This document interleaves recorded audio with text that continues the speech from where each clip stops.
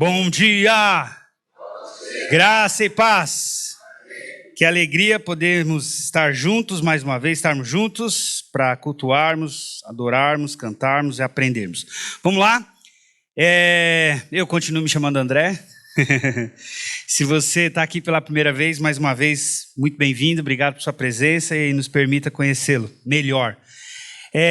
Uma outra coisa que eu quero avisar ou reforçar é que hoje à noite, se você puder, se você não tiver um compromisso inescapável, irrevogável, esteja aqui hoje à noite, inclusive para aquele momento de acolhimento para esses irmãos que passarão pelas águas batismais, vamos assim dizer. Então hoje à noite teremos o batismo, se você pode retornar, vai ser muito bom, é uma forma da gente apoiar os nossos irmãos nessa declaração pública de fé, tá bom? E a segunda coisa que eu tenho que avisar é, infelizmente, a gente está sem a transmissão, mas está sendo gravado, tá ok? Então, não tem nem quem cumprimentar, né, do outro lado lá, mas você que vai assistir esse vídeo posteriormente, que Deus também possa abençoar com essa palavra. Bom, vamos lá. Uma série não fácil, mas é muito legal porque aí força a gente também a voltar em temas, em estudos, em palavras que a gente ouviu outrora e reforçar o nosso ensino. E a ideia de hoje é mistério da iniquidade, que também podia ser chamado de ministério da iniquidade, né? Porque do mesmo jeito que uma igreja ela é edificada por meio de ministérios, por meio de atuações, por meio de dons diferentes e pessoas colaborando para a edificação da igreja, não se espante.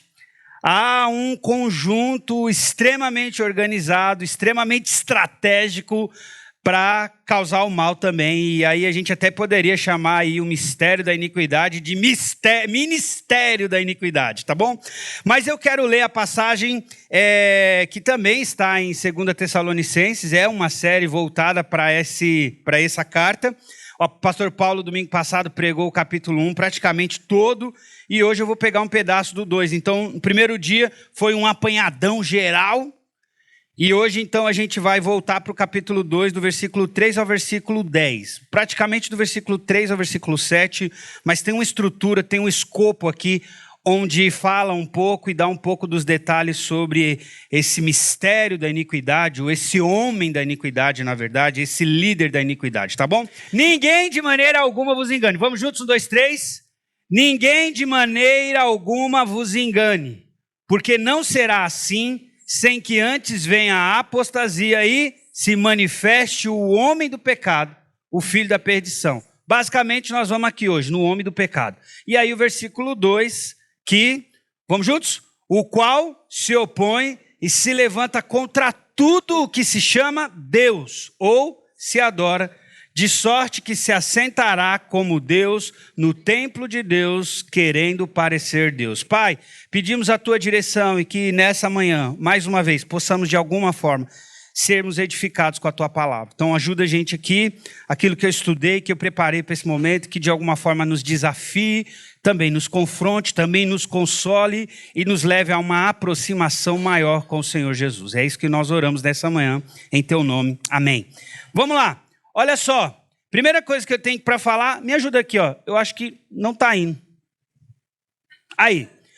O Isber é um comentarista muito respeitado por vários desses pastores, inclusive esses famosões que você assiste na internet, e ele sugere 3 maneiras ou 3 perspectivas para a gente estudar esse trecho, ou esse capítulo 2 de 2 Tessalonicenses. E a primeira coisa que ele vai falar é de que maneira que o homem da iniquidade surgirá, do versículo 1 ao versículo 7. Segundo ponto, ele vai falar sobre de que maneira o Filho de Deus surgirá. E aqui a gente já mais ou menos tem uma visão, né? De que jeito que ele surgirá? Com poder, com glória, com fama e prestígio.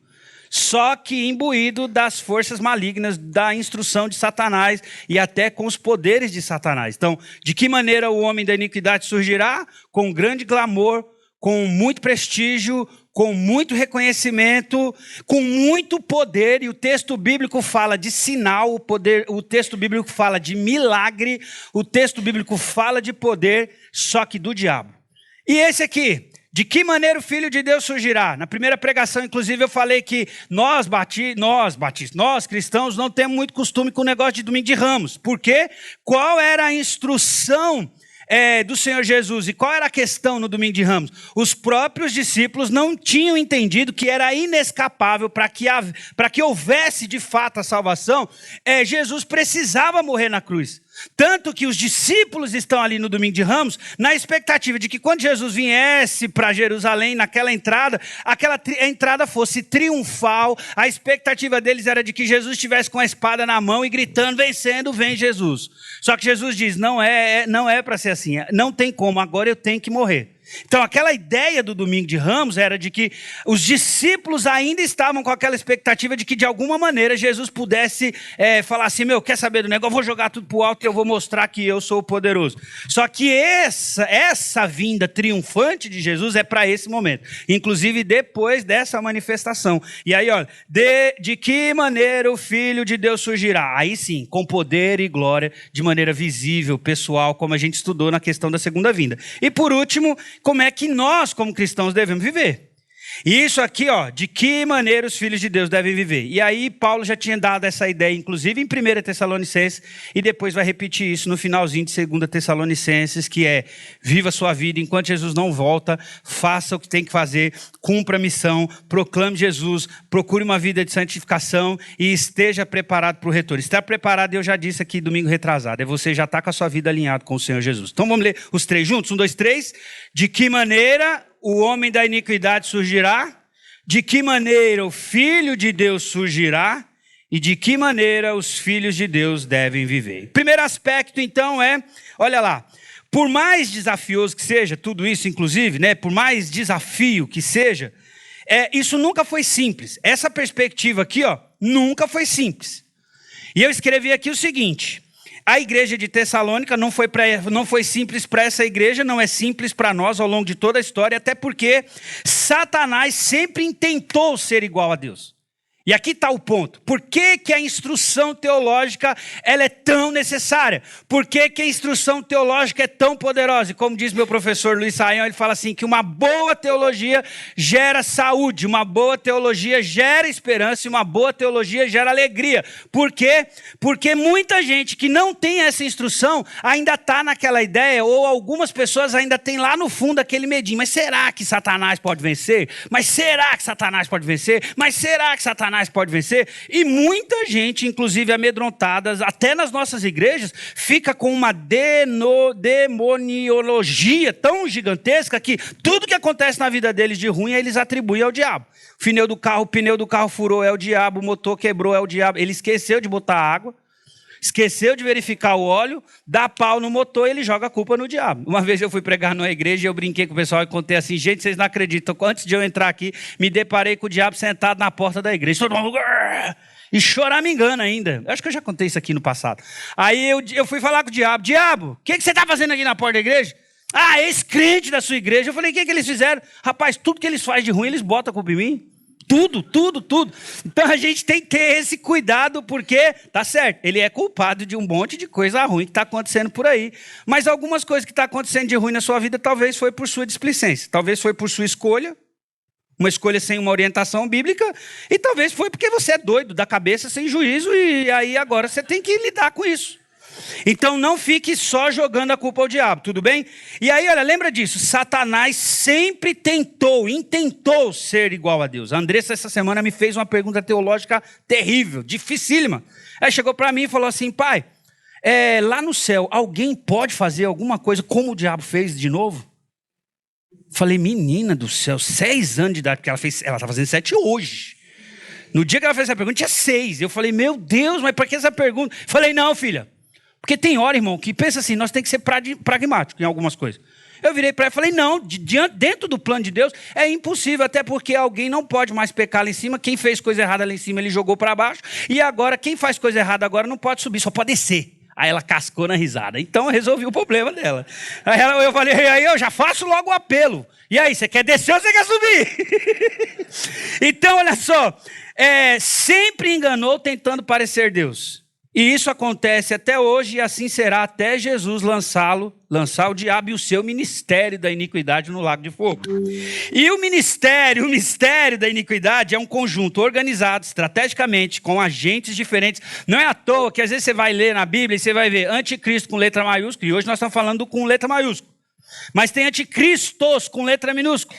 Tem falso profeta com letra maiúscula, mas tem falsos profetas com letra minúscula. Inclusive Paulo, quando escreve uma carta pastoral a Timóteo, nas duas ele vai falar, mas em uma delas ele é muito enfático sobre essa questão, porque aí eu não vou falar sobre a apostasia hoje, mas está atrelada essa ideia de gente que abdica da sua fé, abandona a sua fé, gente que você olha para elas assim e você fala, meu Deus, só pode ser o Espírito Santo agindo na vida dessa pessoa, essa pessoa só pode fazer isso por causa de Deus, só pode ser um movimento de Deus na vida dela, e de repente, no momento da história dela, ela vira as costas e se volta contra tudo que é Deus.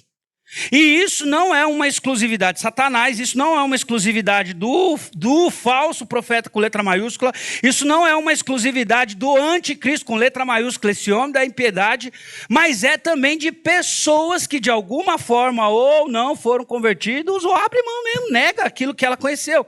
E presta atenção, olha como a Bíblia é incrível. Paulo, quando escreveu aos Romanos, inclusive porque os irmãos de Roma, muitos deles daquela região, eles eram constantemente pressionados por causa da cultura, por causa da ideia do academicismo.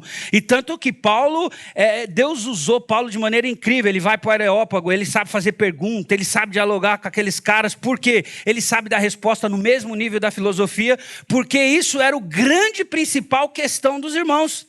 E aí ele fala no capítulo 1, inclusive no versículo 16, se eu não estou errado aqui, enganado, se eu estiver enganado está no capítulo 1, tudo bem? Então dá um desconto. Aí ele vira e fala assim, trocaram a verdade de Deus, a ideia no original é exatamente essa, trocaram a verdade de Deus pela mentira, adoraram mais a criatura do que o Criador. E aí não é a ideia de uma influência ou de uma preferência neutra. É uma troca mesmo, é a ideia de alguém que de alguma maneira experimentou ou tem um conhecimento mínimo, razoável sobre, para fazer uma troca. Então é entretenimento de. A ideia é essa, trocaram a verdade de Deus pela mentira, adoraram mais a criatura do que o Criador. Por quê? Porque é algo extremamente sedutor. Você vê, a gente está vivendo uma era que tudo é voltado para o indivíduo, para o ser humano. Então, e é muito mais legal. Porque é a ideia da importância, é a ideia da gente. Só que isso tem seus desdobramentos. A gente vive uma geração, por exemplo, com um índice de autorresponsabilidade muito baixa.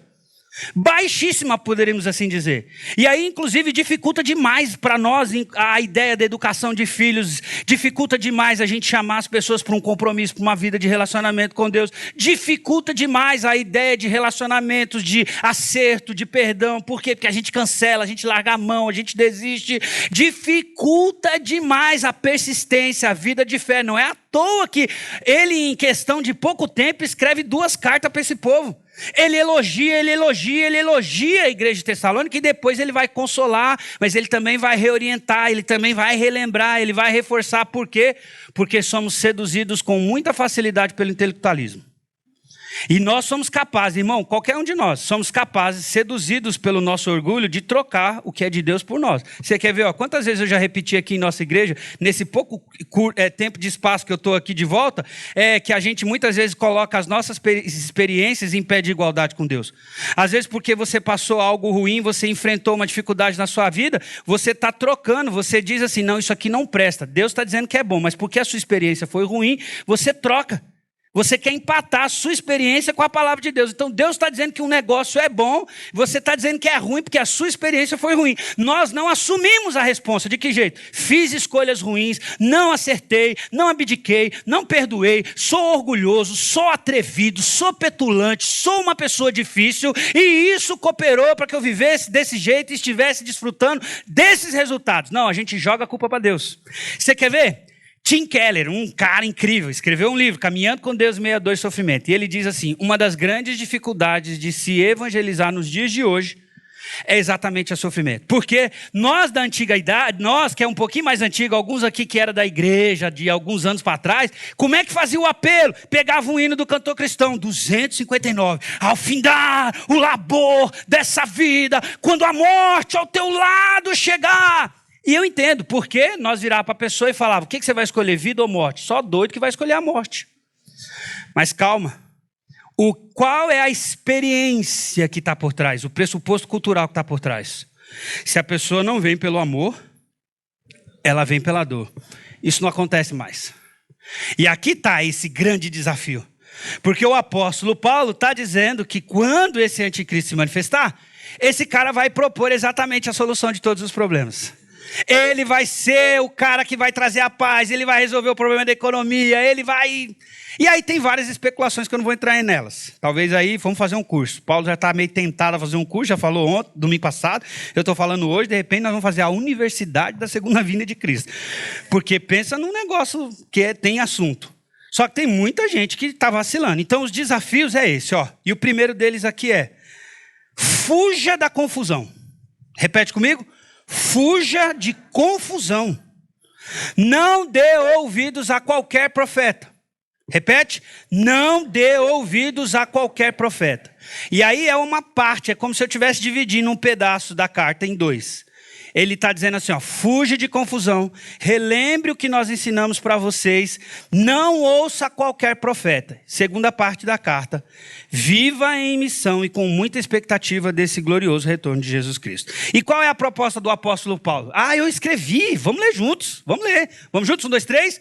Fuja de confusão, não dê ouvidos a qualquer profeta, viva em missão e com muita expectativa desse retorno glorioso de Jesus Cristo. E aí o texto que ele fala em 1 Tessalonicenses 1, 9 e 10, que diz assim, ó, a ideia é, porque eles mesmos anunciam de nós qual a entrada que tivemos para convosco. Tem um lance da defesa, tem um lance da reafirmação do que foi ensinado, tudo bem.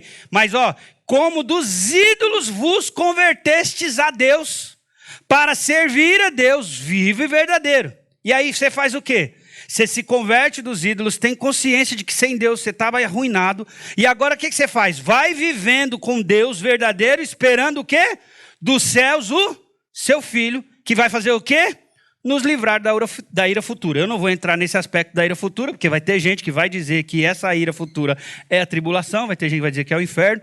Não quero entrar no ponto aqui, eu quero dizer que nós podemos viver baseado no verdade, convertidos pelo Deus e esperando, enquanto nós estivermos aqui, esse Deus que vai se manifestar dos céus. Tudo bem? Essa é a ideia. E o primeiro ponto, então, é o homem da iniquidade. E aí o versículo 3, inclusive, diz o seguinte, ó, ninguém de maneira alguma vos engane, beleza? Porque não será assim, então ele está reafirmando essa ideia, a gente já ensinou isso. Antes que venha a apostasia, só aqui é um item, que eu estou dizendo de maneira muito simbólica e muito simples aqui, que é a ideia de você abandonar a fé. Tá bem? Viver de novo na incredulidade, você abandona. E aí, olha só, e se manifeste o homem do pecado. Quem é esse homem do pecado? Só na Bíblia, se você pegar algumas versões de Bíblia, tem vários títulos para ele, que são praticamente iguais. Ó, o homem da perversidade, o homem ímpio, o homem da iniquidade, que é o mistério da iniquidade que nós estamos estudando, e o homem do pecado, e tem mais um, homem da rebelião. Repete comigo, homem da perversidade, homem ímpio, homem da iniquidade, homem do pecado, homem da rebelião. E é quase que como se fosse um ciclo ininterrupto de maldade. O cara é perverso porque tem um coração ruim, faz tudo baseado na iniquidade, falta de justiça, falta de retidão, natureza de pecado e um homem que se rebela. Rebela contra quem? Se rebela contra Deus e tudo que se chama Deus ou tudo que se propõe manifestar Deus, que é a ideia no original. E quais são os objetivos? Eu tracei só 2. Tem muitos. Quais são os objetivos desse aparecimento desse homem da iniquidade, desse anticristo com letra maiúscula? 2. Primeiro, trazer uma falsa paz. Primeiro, trazer uma falsa paz. Segundo, trazer uma destruição. Inclusive, esses 2 objetivos, numa perspectiva pré-tribulacionista, é a ideia de que é como se esse homem estivesse em atuação exatamente agora na Septuaginta semana de Daniel, que é a última, que é dividida em dois, entre o período de 3 anos e meio da profecia de Daniel de falsa paz e os 3 últimos anos e meio, que é a manifestação da grande tribulação. Então ele engana todo mundo num determinado período e traz destruição no outro período. Não estou querendo dizer que é exatamente isso, mas eu tenho uma inclinação para ir para essa linha, até porque ela é mais esperançosa. Quando fala que a igreja não vai passar por esse BO todo, aí é que eu gosto. A gente consegue provar tudo? Não consegue. É como o Paulo mencionou domingo passado. É um assunto não simples. Mas a gente tem que ser piedoso, cuidadoso e respeitoso, inclusive com quem tem pressupostos diferentes. Tudo bem? Então, o mais importante aqui é isso aqui. Qual é o objetivo do aparecimento? Trazer falsa... Repete. Qual é o objetivo do aparecimento? Trazer uma falsa paz e trazer destruição. E olha o que o texto coloca. Qual se opõe e se levanta contra tudo que se chama Deus? Cara, é muito complicado.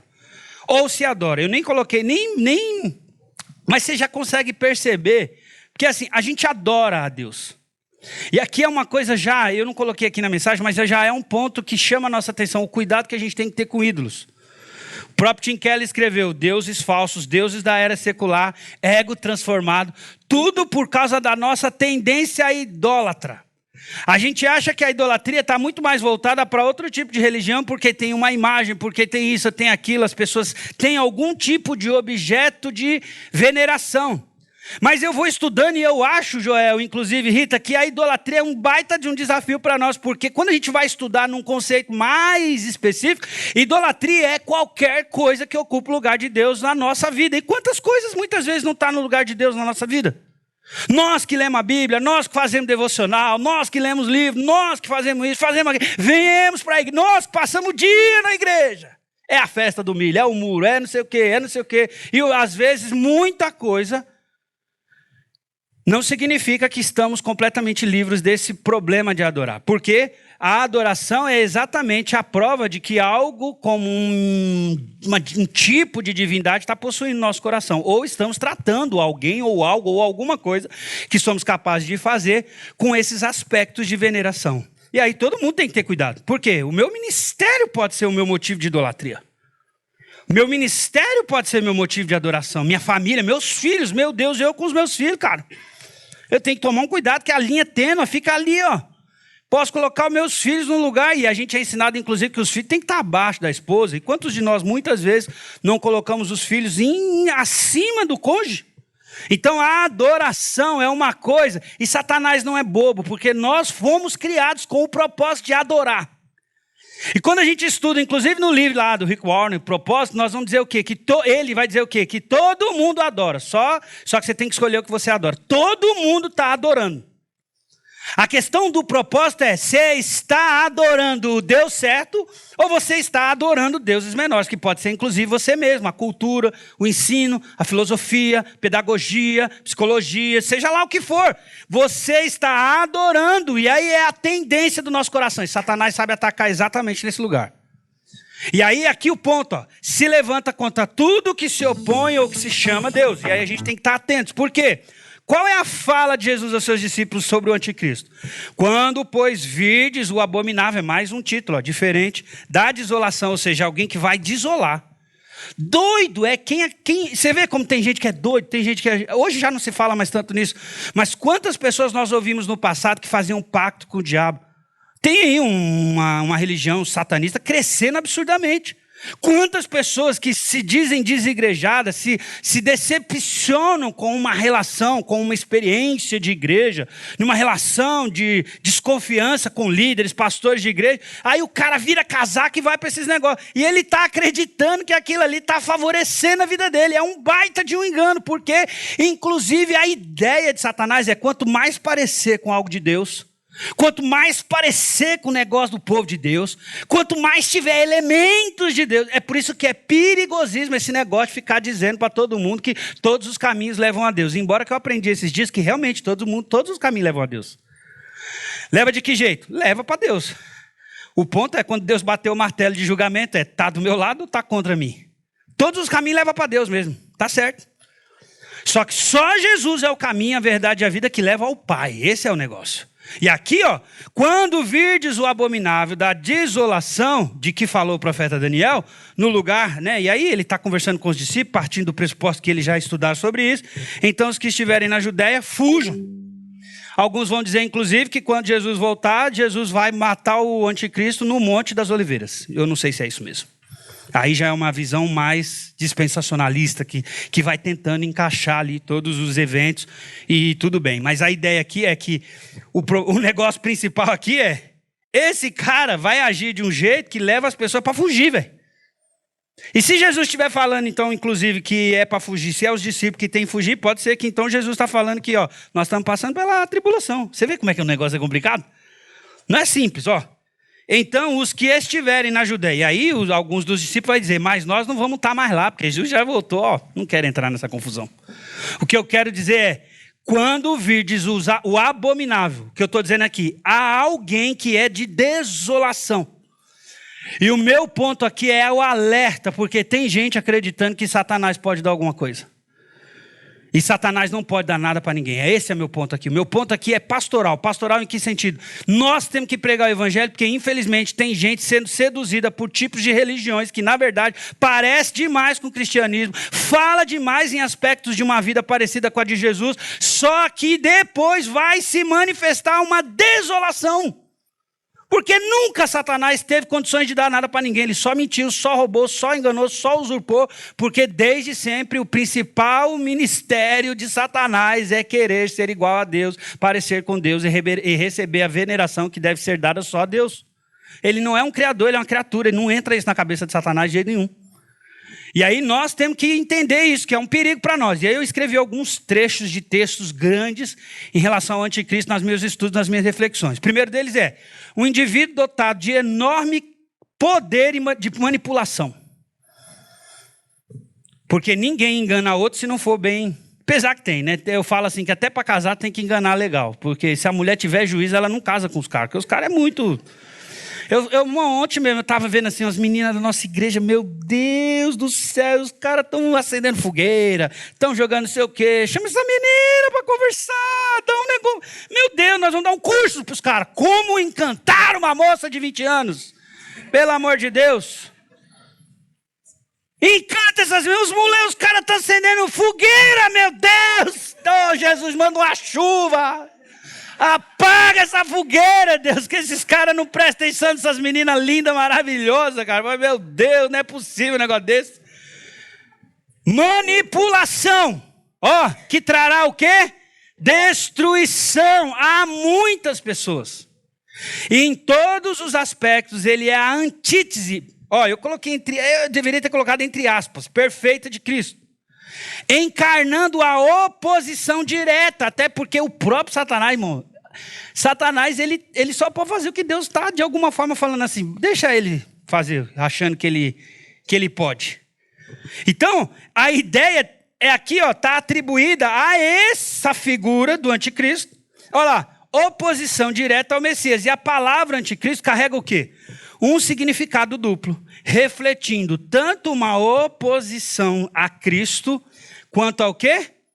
Uma imitação distorcida da sua imagem. Parece, mas não é. Parece, mas não é. E aí alguns, inclusive, vão dizer que ele vai parecer demais com Jesus. E sabe o que me dói no coração? Nós temos o Espírito Santo de Deus, nós temos a palavra de Deus, nós temos um povo chamado igreja, uma comunidade para pertencer. Nós temos instrução. Nós somos chamados para ser a imagem semelhante de Jesus. Nós somos o povo, a propriedade real, a nação santa, para anunciar as virtudes de Deus. E aí para você ver, nós que temos todo esse recurso, o Espírito Santo dentro de nós, como é que aparece alguém que parece mais Jesus do que a gente, cara? Nós somos discípulos. Nós, nem nada, nem ninguém deveria parecer mais com Jesus do que nós. Mas exatamente por causa da nossa pecaminosidade, por causa da graça de Deus. Porque pensa assim, nós vamos para o céu. Quem entregou a vida a Jesus aqui vai para o céu. Você é sem vergonha, você às vezes não paga o seu imposto, você deixa atrasar sua luz, você é uma pessoa difícil. Ainda assim, Deus vai levar para o céu por causa da graça de Jesus e do sangue derramado sobre sua vida. Mas você vê, pensa comigo. Não é triste pensar que vai aparecer alguém na terra para fazer o mal que parece mais Jesus do que a gente? Eu não sei se você já parou para pensar nisso. Mas eu parei para pensar, porque o anticristo é um ser humano, beleza? Não é Satanás.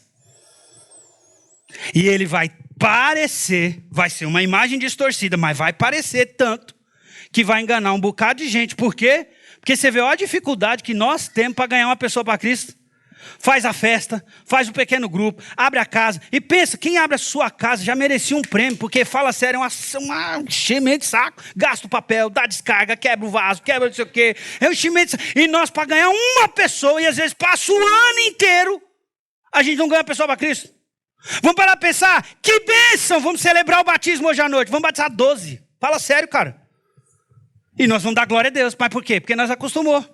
E nós devíamos estar batizando, era 100. Olha o tanto de gente que está aí indo para o inferno. Olha o tanto de gente que está aí que não conhece Jesus. E eu não estou querendo colocar peso. O que eu estou dizendo é assim, ó para você ver a nossa ineficiência, muitas vezes, em permitir que o Espírito Santo de Deus resplandeça sobre nós. Aí nós temos que fazer igual o salmista mesmo. Pedir a misericórdia de Deus para que Deus, o rosto de Jesus, possa resplandecer através da nossa vida. Tudo bem? E aí eu coloquei o outro texto. A palavra anticristo refere-se não somente ao antagonista de Cristo, mas também descreve alguém no lugar de Cristo. Tanto que o texto vai dizer que ele vai sentar no lugar de Deus. E aí, a despeito da sua perspectiva teológica, parte de uma ideia de que o templo será reconstruído e esse cara quer sentar lá no lugar de Deus. O lugar que é de Deus, ele quer ocupar. Aí você pensa, você acha que Satanás não quer ocupar de alguma maneira um lugar no seu coração? Não é à toa que o próprio apóstolo João, quando escreveu o Apocalipse, mas ele também escreveu o 1 João, e ele diz assim, não ameis o mundo e nem que no mundo há. E quando ele está falando do mundo, ele não está falando do mundo pessoas ali. Ele está falando de um mundo sistema que se opõe contra Deus. A Bíblia está conectada, irmãos. E aí ele vai dizer que, inclusive, que quem ama a Deus e quem ama a verdade, ele diz assim, que quem vive na verdade, vence a carne, vence o mundo e vence o diabo. Então, eu venço eu mesmo, a minha natureza pecaminosa, eu venço as ações satânicas, as armadilhas, eu tenho discernimento, e eu venço o mundo, o sistema, porque eu tenho discernimento e eu ando na verdade de Deus. E aí, eu não falei, isso mesmo, ó, o termo significa outro Cristo em lugar de Cristo. Mas você lembra quando Jesus usou essa expressão? Jesus usou essa expressão exatamente com os seus discípulos, na hora que eles não estão entendendo que ele precisava ir, e ele vira e fala assim, ó, eu enviarei o outro, consolador. E a ideia no original grego ali é de que é o outro da mesma espécie, outro igual. Satanás, um ser humano, nunca vai ser igual a Deus. E aí ele imita. A ideia é essa, o termo significa outro Cristo em lugar de Cristo, um impostor em nome de Cristo. Vamos ler a última frase que é mais importante, é muito importante aqui. Qual que é?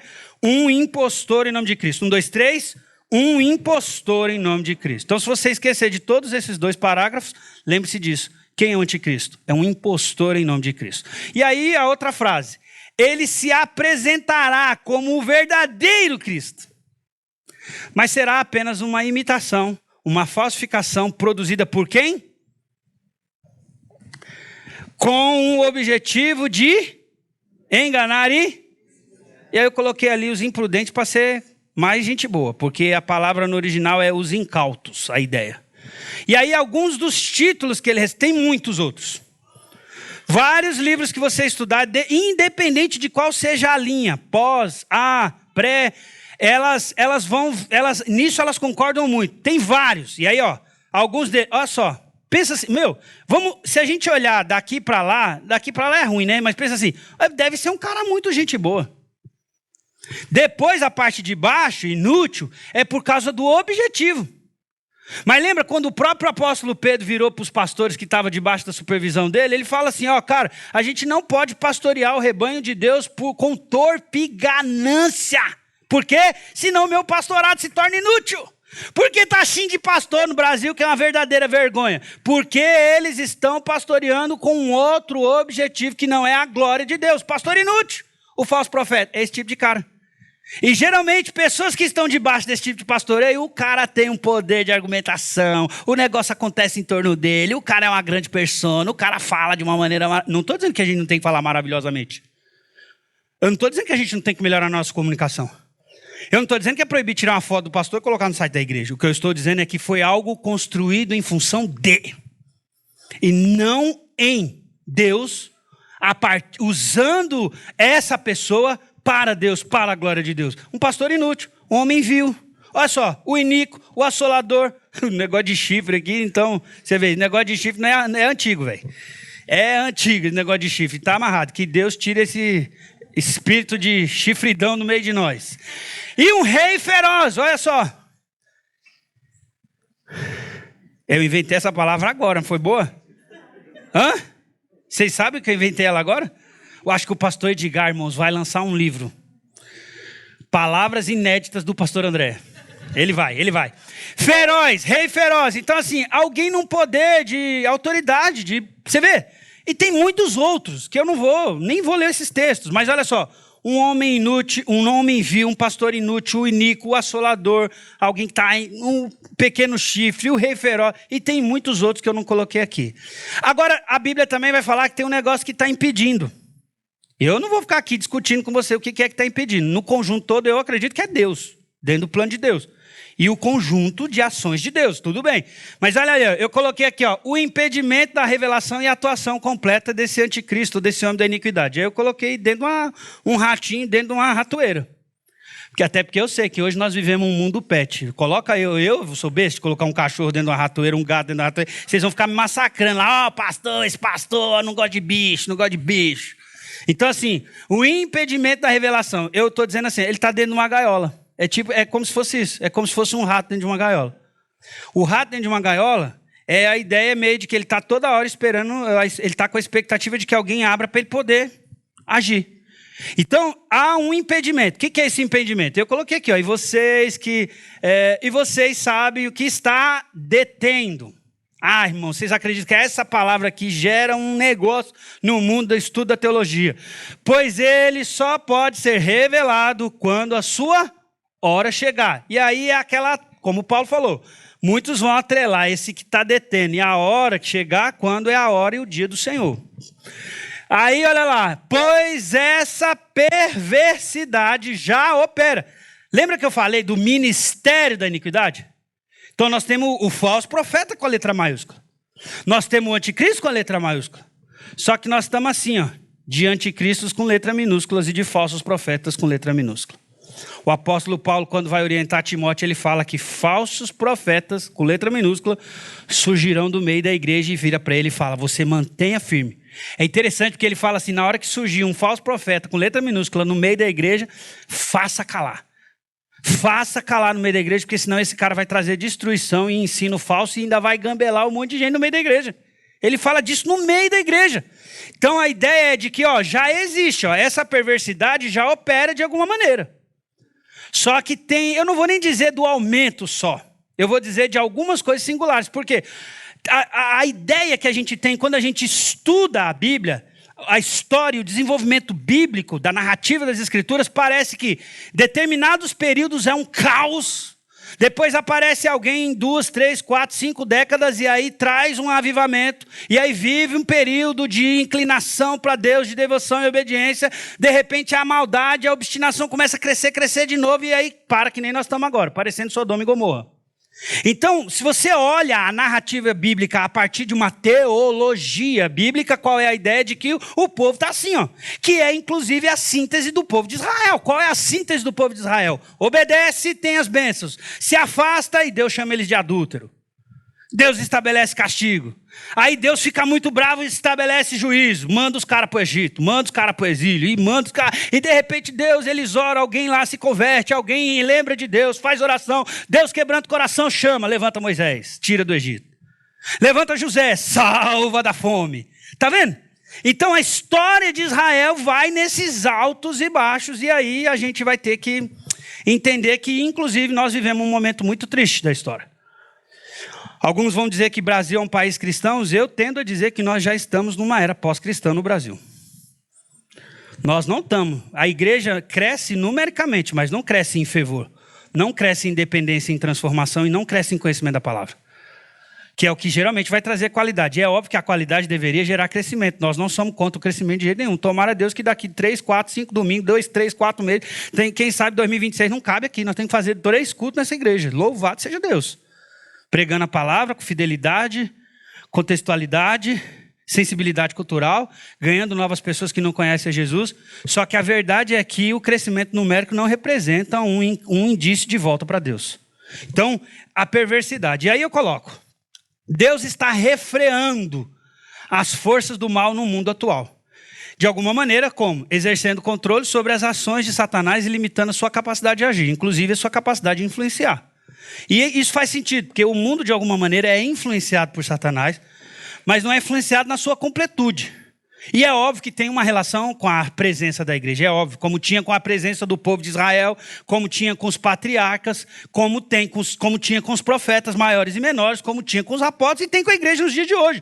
Porque a ideia de que Deus sempre teve essa relação de representatividade com o povo, seja no Antigo Testamento, seja no Novo Testamento. E aí nós não somos chamados ou eleitos por Deus simplesmente para ser o povo queridinho de Deus. Nós somos chamados e escolhidos por Deus por causa da missão.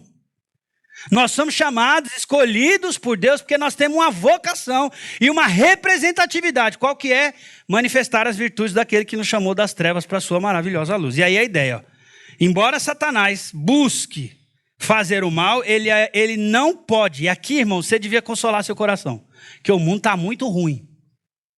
Não está ruim? Eu acho que pode piorar. Tomara que não piore, mas eu acho que vai piorar.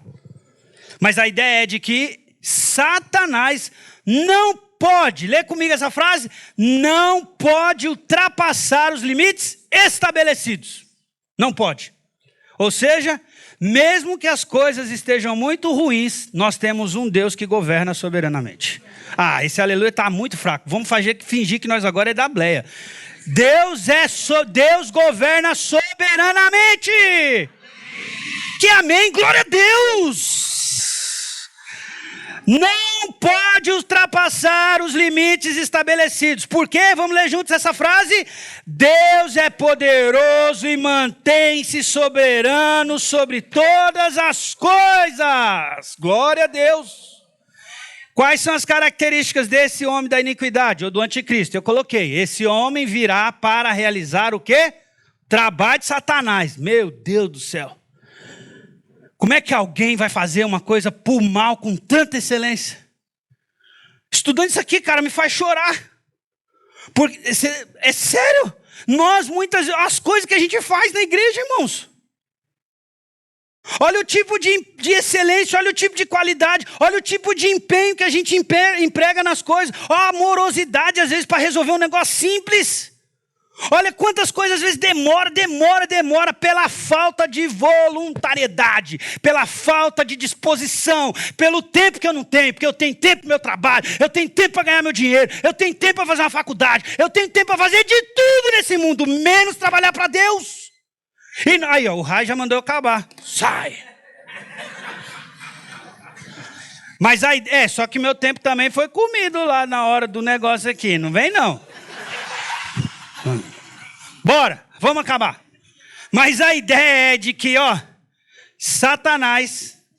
Não, e você pensa. Deus virou para os seus apóstolos e falou, em meu nome, o que vocês vão fazer? Obras maiores do que essas. Eu acredito que é abrangência. Até porque tudo de poderoso que os discípulos, os apóstolos, até nós podemos fazer, só pode ser por uma manifestação do próprio Deus em nós. Só que agora tem alguém aqui, que vai fazer. Eu curei uns 3 ou 4, umas 3 vezes. Eu falei, Deus, por que eu não posso curar todo dia? Eu queria orar aqui, e o cara levantado lá de lá. Eu queria orar aqui, o cara levantado lá de lá. Eu queria orar aqui, o cara dobrar o joelho no chão e render a vida a Jesus. Agora aparece alguém em nome do capiroto, com poder, sinais, falsas maravilhas e com todo tipo de mentira perversa. Para quê? Para enganar.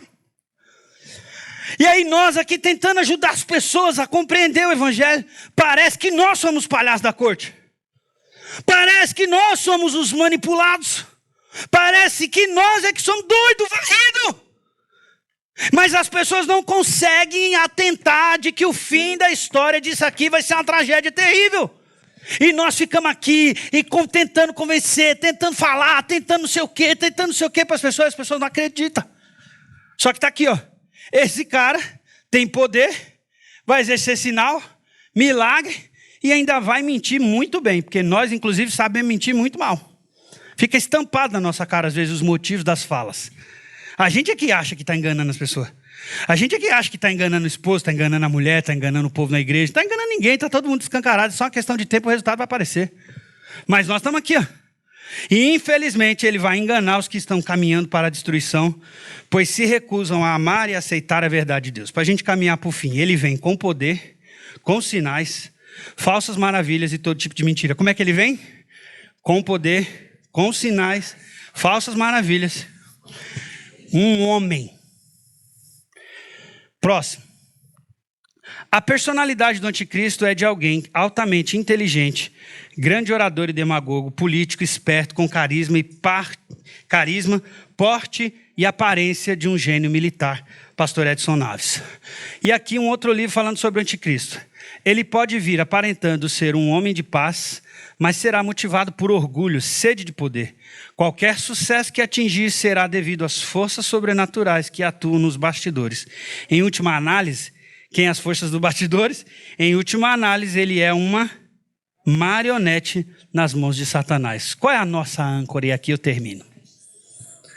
A nossa âncora é Jesus. Então, o homem da perversidade será revelado. Beleza. Mas é uma conjunção adversativa que apontam duas ideias opostas no mesmo texto. Mas o Senhor Jesus, Não, repete comigo. Mas o Senhor Jesus fará o quê? Com o quê? Com os... Fala sério. Quem não entregou a vida a Jesus, escolhe aí o que você quer. Mas como o Luiz André virou para André e falou no dia do medo lá dentro do carro, nós estamos do lado do Jesus que está em cima do cavalo branco e tem uma espada na mão dizendo, vencendo, vem Jesus, vencendo, vem Jesus.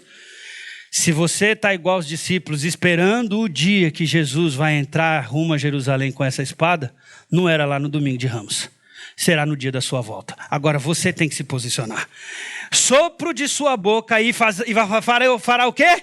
Destruirá com esplendor da sua vinda. Então serão o quê? Condenados. Por quê? Prazer no mal. Parece até a descrição de Efésios quando fala que o homem é influenciado pelo pecado, pelo mundo e pelo diabo. Mas a graça de Deus, nós não somos salvos, nós somos salvos pela graça, é dom de Deus.